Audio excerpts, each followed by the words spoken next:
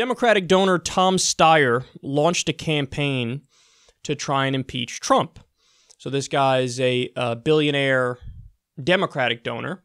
And I want to take a look at the video here, and then we'll come back and discuss. He's brought us to the brink of nuclear war, obstructed justice at the FBI, and in direct violation of the Constitution, he's taken money from foreign governments and threatened to shut down news organizations that report the truth. If that isn't a case for impeaching and removing a dangerous president, then what has our government become? I'm Tom Styer, and like you, I'm a citizen who knows it's up to us to do something. It's why I'm funding this effort to raise our voices together and demand that elected officials take a stand on impeachment. A Republican Congress once impeached a president for far less. Yet today, people in Congress and his own administration know that this president is a clear and present danger, who's mentally unstable and armed with nuclear weapons.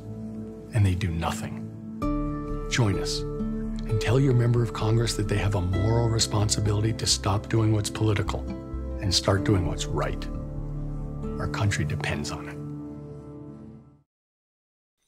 Okay, so everybody who's familiar with the show knows that I've done segments about potential Trump impeachment for a while now, and I always had a little bit of a contrarian take, whereas mainstream Democrats and people who are part of hashtag the resistance, I think are pretty short-sighted, and they make bad arguments for impeachment. And then also I think there's almost no thought that goes into the fact that Pence is almost exactly as bad as Trump is.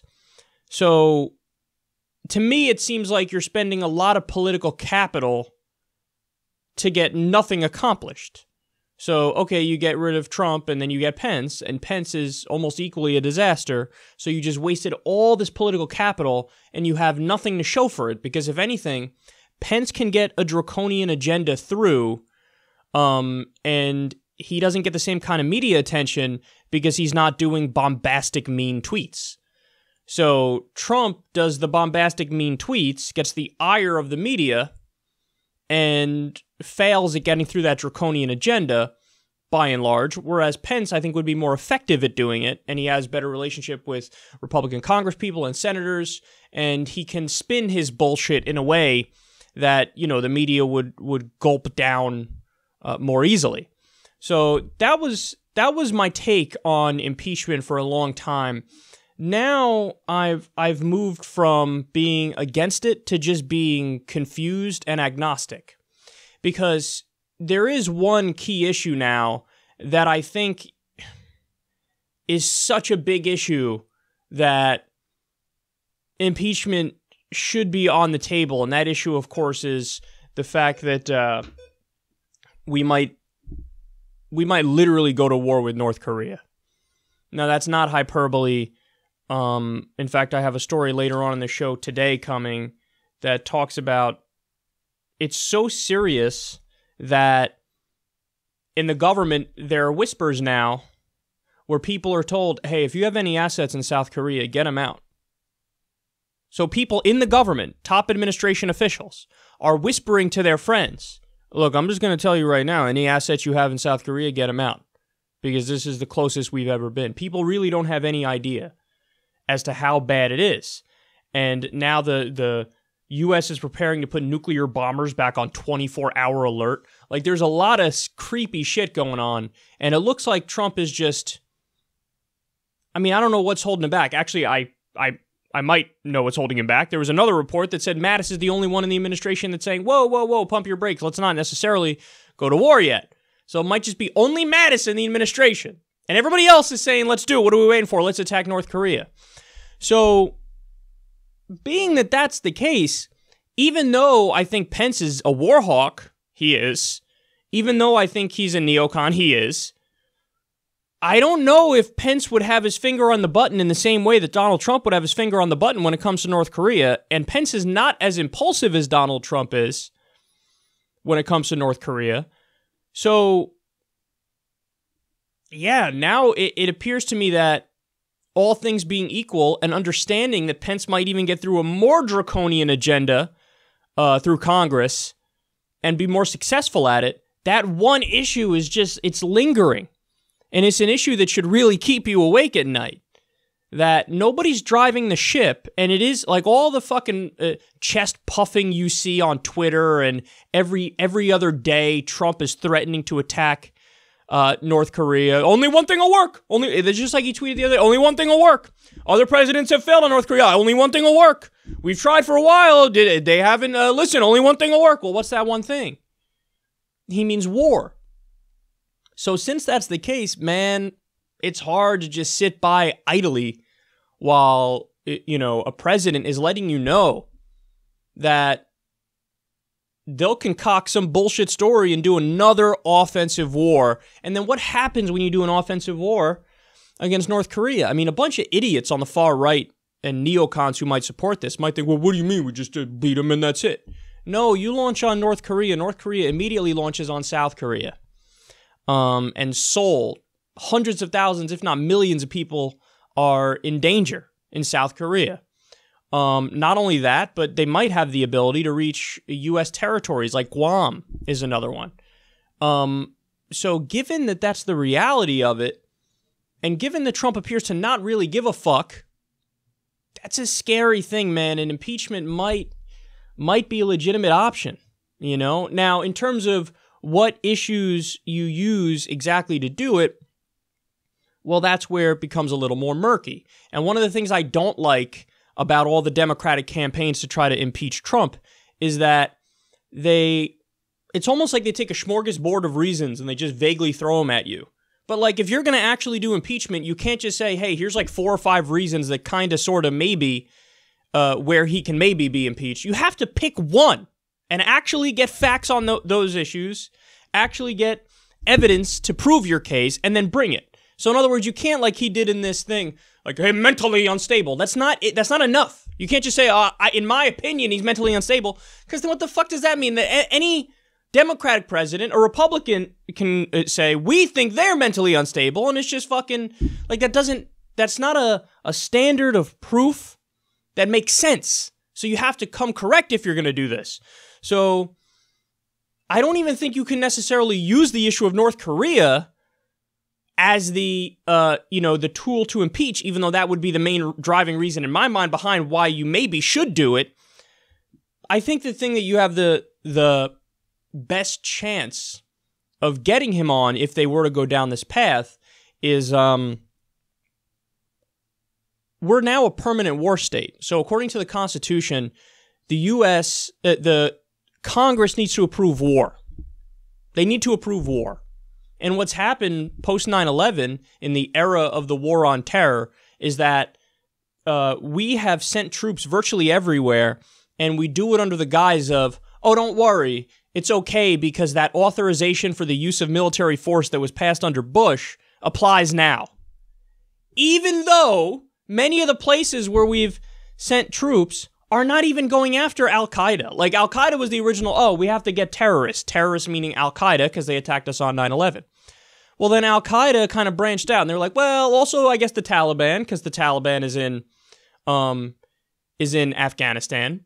And then they kind of shrugged and went, well, I mean, I guess we could just add ISIS onto that list without getting a new authorization for use of military force, because ISIS was a branch of Al-Qaeda that broke off from Al-Qaeda, so it's still technically under it. But then they just keep it, okay, Al-Shabaab, okay, Boko Haram, okay, any fucking group that we don't like, we say, you know what, close enough. We got the authorization for use of military force, and they don't even care that we're now in Iraq, Afghanistan, Syria, Pakistan, Yemen, Somalia, Libya, like all these different countries. It's not like we have an authorization for the use of military force for each one of those countries, which is what you would have to do under the Constitution.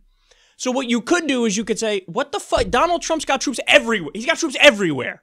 We got him in fucking Niger. What the fuck are they doing in Niger? That's what, one just got killed there, and there's this big scandal about how he's treating the widow and the congressperson who was there for the phone call when he called this poor woman who lost a loved one. But the real scandal is, what the fuck are we doing there? What are we doing there? We just kind of, like, everybody just acts like, well, I guess we're there. What do you mean we're there? That's not Are we just that, far down the stream of we're an empire, fuck it. Like, wherever we are, it's okay. Doesn't matter where the fuck we are. It's fine. It's totally fine. We can be anywhere we want. We're in fucking the Congo, Papua New Guinea. Who gives a fuck? I'm not even going to question it. That's not even, the media is not even saying well, to be fair, there are some people, and we're going to get to that story a little bit later. But there's the only question I've seen. We have this giant media apparatus in the U.S. I've only seen one question of, what are we doing there? So you can say, hey, you don't have the ability. Congress did not approve military actions in all these places. So on that, we're going to impeach you. But guess what? In order to use that as your argument, you're also indicting Obama, for example. Every president post-Bush, meaning Bush, Obama, and Trump, I mean, that's what they do. They say we could just go anywhere we want because the war on terror, bro. Like, that's their argument. So if you do that, then what you're doing is, that's a precedent I agree with, by the way, to say, hey, you need to get Congress to approve you to go to this place and this place and this place if you're so inclined to go there. But then you have to be objective and stick to that standard. And the next time there's a Democratic president and they try to continue, the war on terror and our empire and have troops everywhere, you need to say, bitch, now we're going to impeach you. And they're not going to do that. And they're not going to do that because everybody went to sleep under Obama when you like my thing for sleep? Sleep. Because he was doing the same shit in terms of sending our troops everywhere, and very few people even batted an eyelash.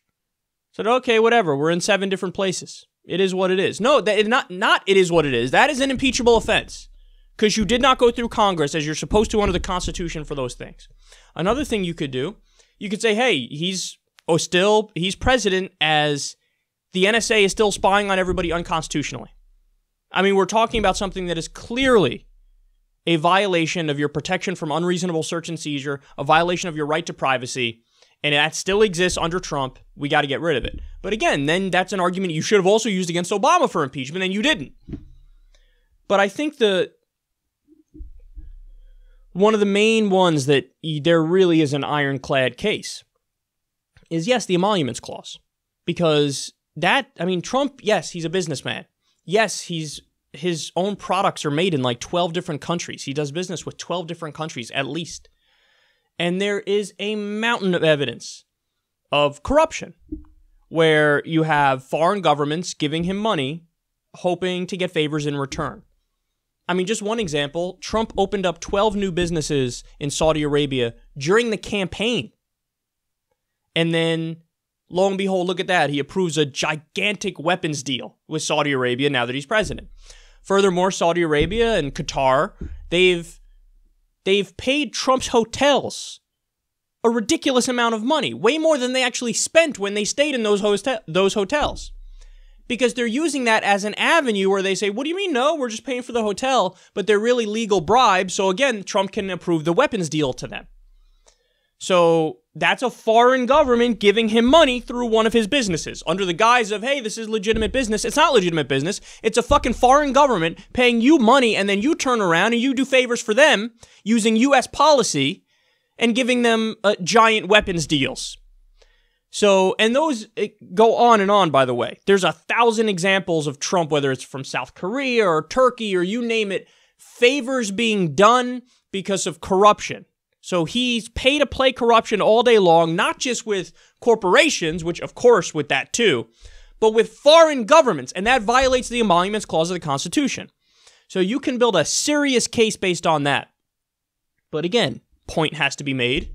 If it was Hillary Clinton in office, she also violated the emoluments clause from fucking day one, and nobody would have been in favor on the Democratic side of impeaching Hillary over violation of the emoluments clause, which she most certainly did with the Clinton Foundation and them taking money from foreign governments and them doing favors for those foreign governments. So, but look, at this point, I'm curious to see what you guys think, because I used to be on the side of you're just wasting your time and wasting political capital if you're trying to impeach Trump, because Pence is going to be just as bad as he is, and he's probably going to be even more successful at getting these horrible policies through. So I wouldn't even bother wasting time and effort spending political capital for that reason, when you're supposed to save up your political capital so that, you can go for policies that matter, Medicare for all, free college, living wage, you can pressure the shit out of the Republicans. Instead, they want to blow it on something like impeachment when you're going to get the same kind of guy in office at the end of it anyway, so what's the point? But now, because of the North Korea situation and the fact that I literally believe there's now over a 65% chance we're going to offensively attack North Korea, now because of that, I think, I don't know, man, we might have to, by any means necessary kind of shit, you might have to get this guy out of office. So, I don't know, man.